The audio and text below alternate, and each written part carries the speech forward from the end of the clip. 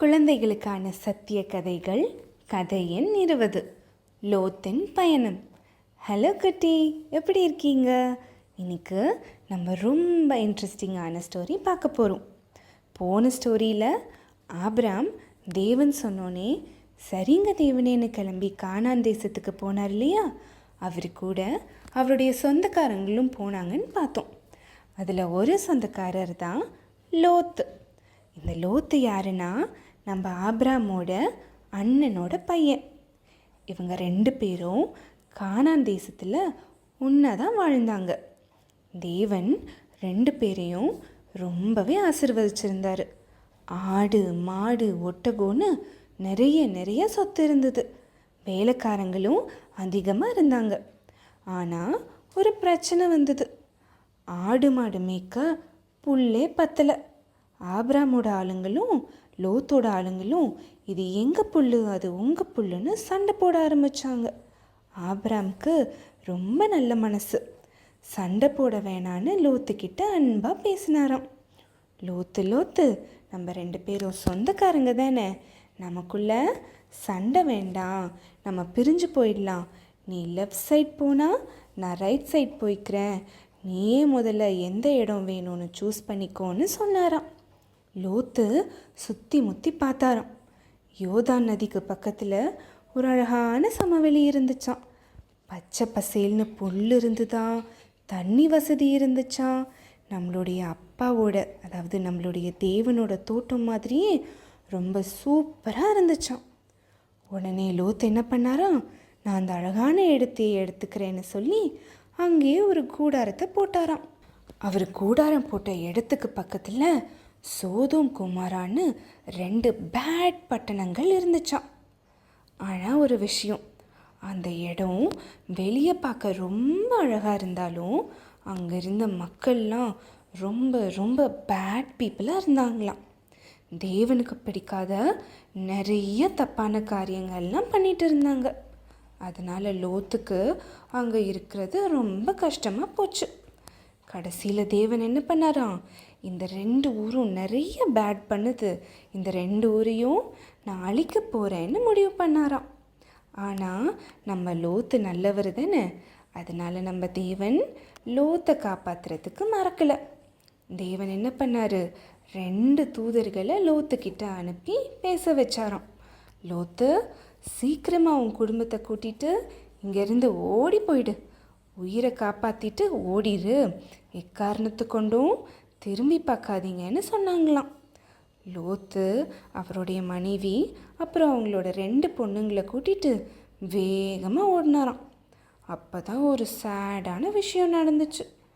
லோத்தோட மனைவி அந்த ஊர் மேலேயும் அவங்க விட்டு வந்த சொத்துக்கள் மேலேயும் ஆசைப்பட்டு தூதர்கள் திரும்பி பார்க்காதேன்னு சொல்லியும் அவங்க பேச்சை கேட்காம பின்னாடி திரும்பி பார்த்துட்டாங்க.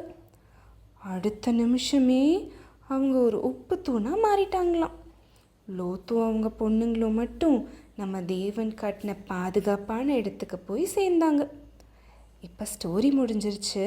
இந்த ஸ்டோரியிலேருந்து தேவன் நமக்காக சூப்பரான லெசன்ஸ் வச்சுருக்காரு. அதை பார்க்கலாமா? ஃபர்ஸ்ட் லெசன் என்னென்னா, கண்ணுக்கு அழகாக தெரிகிறதெல்லாம் நல்லதாக இருக்காது. லோத்து பச்சை பசேல்னு புல் இருக்கிறத பார்த்து ஏமாந்து போயிட்டார்.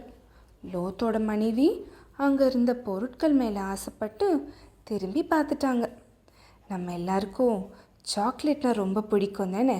சாக்லேட்டோட பேப்பர் கலர்ஃபுல்லாக இருந்தாலும் அதுக்குள்ளே இருக்க சாக்லேட் ரொம்ப அன்ஹெல்தி தானே, ஃபுல்லாக சுகர் மட்டும்தான் இருக்கும்.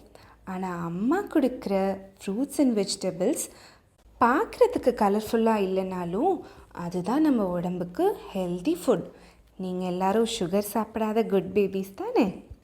ஓகே, நெக்ஸ்ட் லெசன் என்னென்னா, கீழ்ப்படிதல் ரொம்ப முக்கியம்.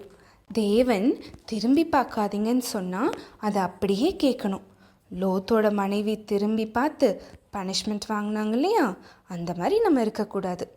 தேவன் சொல்கிறத கேட்டால் நமக்கு எப்போவுமே லோத்து மாதிரி பாதுகாப்பு கிடைக்கும். நெக்ஸ்ட் லெசன் என்னென்னா, ஆபத்தில் இருந்தாலும் தேவன் காப்பாற்றுவார். ஒரு நல்ல அப்பா தன் பிள்ளைய ஃபயர்லேருந்து தூக்குற மாதிரி தேவன் லோத்தை அந்த கெட்ட ஊர்லேருந்து தூக்கி காப்பாற்றினார் இல்லையா? கண்ணை மூடி கொஞ்சம் யோசிச்சு பாருங்க தங்கம். கெட்டது நடக்கிற இடத்துல இருந்தாலும் நீங்கள் தேவனை நோக்கி கூப்பிட்டா அவர் உங்களை தூக்கி பாதுகாப்பான இடத்துல வச்சிருவார். தேவனோட கை உங்களை எப்போவுமே பத்திரமா பிடிச்சிருக்குன்னு மறந்துடாதீங்க. ஓகே, இப்போ ஸ்டோரியும் முடிஞ்சிருச்சு, லெசனும் பார்த்தாச்சு. நேற்று நம்ம உங்களுக்கு சொன்னது ஞாபகம் இருக்கா? ஒரு அழகான டைரி இல்லை ஒரு குட்டி நோட் புக் போட்டிங்களா? அந்த டைரியில் நம்ம டெய்லி பார்க்குற ஸ்டோரியோட டைட்டிலும் அந்த ஸ்டோரி நம்ம பைபிளில் எங்கே இருக்குன்னு வசனத்தையும் எழுதி வைங்க. இன்றைக்கி ஸ்டோரி நம்ம பைபிளில் எங்கே இருக்குன்னு நம்ம பார்க்கலாமா?